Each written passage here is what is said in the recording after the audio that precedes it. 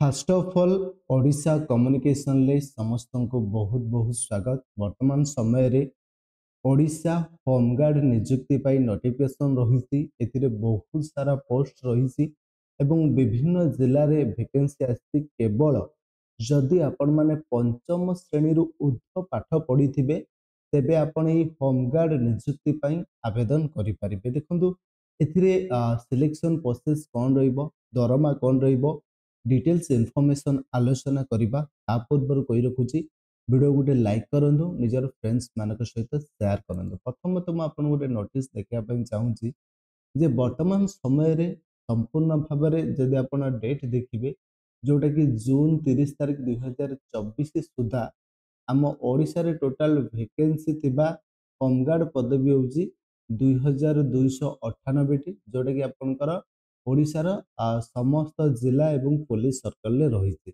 Total sanction post केते रहउची आपनकर जदि आपण देखिबे सैंक्शन पोस्ट देखा जाउची आपनकर 17,675। वर्तमान समय रे मेन इन पोजिशन अच्छा 15,377 एवं वैकेंसी रोचे आपनकर 2,298 टी।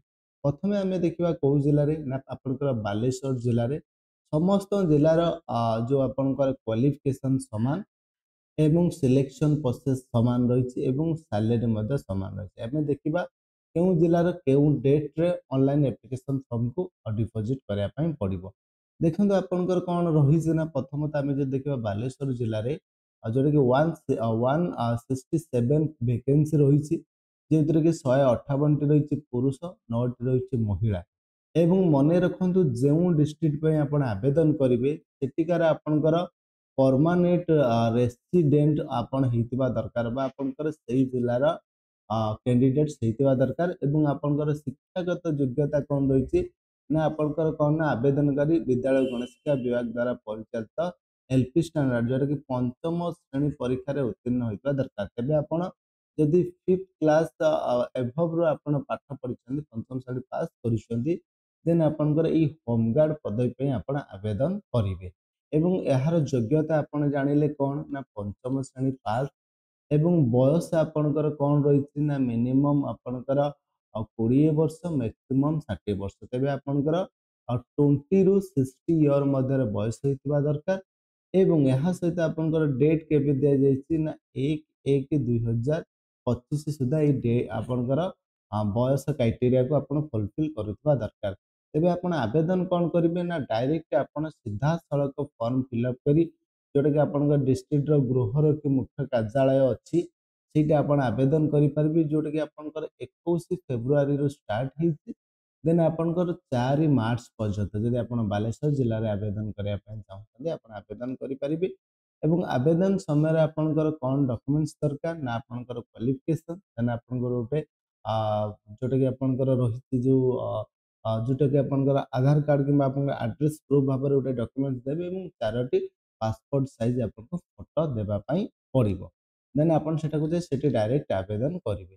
एवं यापर आपनकर कलाहांडी रही आपनकर वैकेंसी कलाहांडी केते वैकेंसी रही आम आलोचना करबा डिटेल्स इनफॉरमेशन। देखो जब आप देखिए कलाहांडी टोटाल उपर आपनकर वैकेंसी रही जोटा कि आपनकर 60टी वैकेंसी रही विभिन्न जोटा कि पुलिस स्टेशन थाना अनुसार आपनकर 60टी पदवी रही।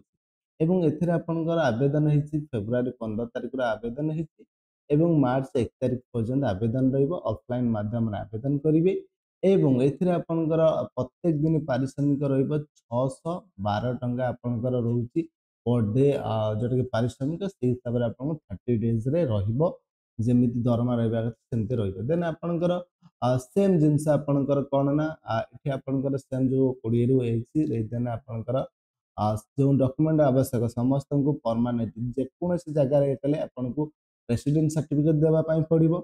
देन आपनकर बयस और शिक्षागत प्रमाण पत्र देवाई पड़ो, 4टी पासपोर्ट साइज फोटो, कास्ट थे कास्ट सर्टिफिकेट। देन आपनकर जदि वैषयिक एवं जदि आपनकर ड्राइविंग लाइसेंस जदि आपन देई परिबे। देखो वैषयिक आपन जदि एक्सपीरियंस एक्सपीरियंस कौन कौन मु कहि रखुची जदि आपनकर कंप्यूटर रे एक्सपीरियंस अछि बा गाड़ी चलेबार एक्सपीरियंस अछि, विद्युत विद्युत मिस्त्री किंबा पाइप मिस्त्री किंबा रोसैया किंबा जोटा कि बाड़िया किंबा राजमिस्त्री ଏ ଦକ୍ଷତା ଅଛି ତେବେ ଆପଣ ଦେଇପାରିବେ ଏହାର ଏକ୍ସପିରିଏନ୍ସ ସାର୍ଟିଫିକେଟ୍ ଯୋଉଟାକି ଆପଣଙ୍କୁ ବହୁତ ସିଲେକ୍ସନରେ ହେଲ୍ପଫୁଲ୍ ରହିବ। ଏବଂ ଏହା ସହିତ ଆପଣଙ୍କର ନୟାଗଡ଼ରେ ମଧ୍ୟ ଆପଣଙ୍କର ରହିଛି ଯୋଉଟାକି ଆପଣଙ୍କର ହୋମଗାର୍ଡ ନିଯୁକ୍ତି ନୟାଗଡ଼ରେ ଟୋଟାଲ ଉପରେ ଯଦି ଆପଣ ଦେଖିବେ 36ଟି ପୋଷ୍ଟ ରହିଛି ଏବଂ 2ଟି ମହିଳାମାନଙ୍କ ପାଇଁ ପୋଷ୍ଟ ରହିଛି। ଏଥିପାଇଁ କ'ଣ ନା ଅନଲାଇନ୍ ଆବେଦନ ହୁଏନି, କେବଳ ଅଫଲାଇନ୍ ମାଧ୍ୟମରେ ଆବେଦନ ହୁଏ, ଯୋଉଟାକି ଆପଣଙ୍କର 20 ଫେବୃଆରୀରୁ 5 ମାର୍ଚ୍ଚ ମଧ୍ୟରେ ଆପଣ ଆବେଦନ କରିପାରିବେ। ଆଉ ରହୁଛି ଆପଣଙ୍କର ଦୁର୍ଗପତି ଗୃହରକ୍ଷୀ ବାହିନୀ କାର୍ଯ୍ୟାଳୟ ନୟାଗଡ଼ ଥାନା ପାଖ ନୟାଗଡ଼, ଏଇ ଆଡ୍ରେସରେ ଆପଣଙ୍କୁ ଆପ୍ଲିକେସନ ଫର୍ମକୁ ସେଠି ଯିବେ, ସେଠି ଆପଣ ଆପ୍ଲିକେସନ ଫର୍ମ ଆଣିବେ, ଫିଲ୍ଅପ୍ କରିବେ, ଆପଣ ତାକୁ ଦେବା ପାଇଁ ପଡ଼ିବ। ଦେନ୍ ସବୁଆଡ଼େ ସେମ୍ ସାଲେରୀ ରହିବ ଆପଣଙ୍କର 612 ଟଙ୍କା ପ୍ରତିଦିନ ପାଇଁ ରହିବ।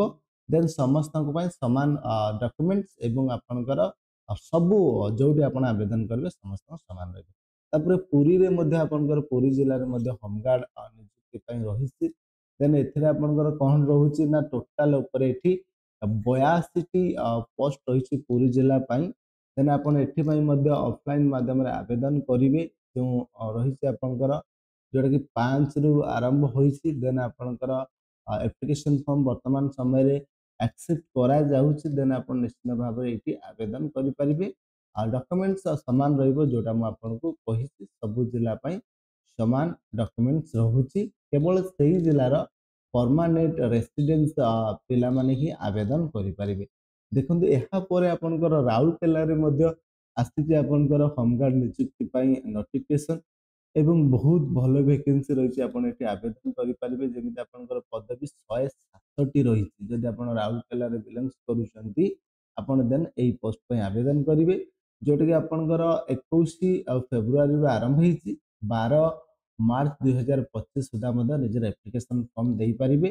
ଏବଂ ନିଶ୍ଚିନ୍ତ ଭାବରେ ଆପଣ ଯିବେ ସେଇ ଯେଉଁ ରହିଛି ଆପଣଙ୍କର ଗୃହରକ୍ଷୀର ମୁଖ୍ୟ କାର୍ଯ୍ୟାଳୟ, ସେଠି ଆପଣ ଆବେଦନ କରିପାରିବେ ରାଉରକେଲା ଜିଲ୍ଲାରେ, ଯୋଉଠି ରହିଛି ଅଫଲାଇନ୍ ମାଧ୍ୟମରେ ଆବେଦନ କରିବେ। ଏବଂ ଆଉ ଥରେ କହିଦେଉଛି, ଡକ୍ୟୁମେଣ୍ଟସରେ ପ୍ରଥମ ଆପଣଙ୍କର ଦରକାର ରେସିଡେନ୍ସ ସାର୍ଟିଫିକେଟ୍, ଦେନ୍ ଆପଣଙ୍କର ଶିକ୍ଷାଗତ ଯେଉଁ 5ମ ଶ୍ରେଣୀ ଏଭବ ପାସ୍ କରିଛନ୍ତି ତାର ସାର୍ଟିଫିକେଟ୍, 4 ଗୋଟି ପାସପୋର୍ଟ ସାଇଜ ଆକାରରେ ଫଟୋ, ଦେନ୍ ଦକ୍ଷତା ଅନୁଯାୟୀ ପ୍ରମାଣପତ୍ର, ଆପଣ ଯଦି କିଛି ଦକ୍ଷତା ରୋଷେଇଆ କିମ୍ବା ପାଇପ୍ ମିସ୍ତ୍ରୀ ବା ବିଦ୍ୟୁତ ବା ଅନ୍ୟ କୌଣସି ଦକ୍ଷତା ଅଛି ଦେଇପାରିବେ। ଏବଂ ପରିଚୟ ପତ୍ର ଭାବରେ ଆପଣଙ୍କର ଆଧାର କାର୍ଡ ଭୋଟର କାର୍ଡ ମଧ୍ୟ ଗୋଟେ ଦେଇପାରିବେ। ଏବଂ 4ଟି ପାସପୋର୍ଟ ସାଇଜ ଫଟୋ ନେଇକି ଯିବେ, ସେଠି ଅଫଲାଇନରେ ଫର୍ମ ମିଳିବ, ତାକୁ ଫିଲ୍ଅପ୍ କରି ଡିପୋଜିଟ୍ କରି ଆସିବାକୁ ପଡ଼ିବ। ଏଇ ଥିଲା ଆପଣଙ୍କର ବିଭିନ୍ନ ଜିଲ୍ଲାରେ ହୋମଗାର୍ଡ ନିଯୁକ୍ତି ପାଇଁ ନୋଟିଫିକେସନ। ଯଦି ଭିଡ଼ିଓଟି ଭଲ ଲାଗିଛି ଲାଇକ୍ କର, ନିଜର ଫ୍ରେଣ୍ଡସ୍ ମାନଙ୍କ ସହିତ ସେୟାର କର। ପୁଣି ଦେଖା ହବ ନେକ୍ସଟ ଅପଡେଟରେ, ସେ ପର୍ଯ୍ୟନ୍ତ ବିଦାୟ ନେବା। ଜୟ ଜଗନ୍ନାଥ, ଜୟ ଓଡ଼ିଶା, ଥ୍ୟାଙ୍କ ୟୁ।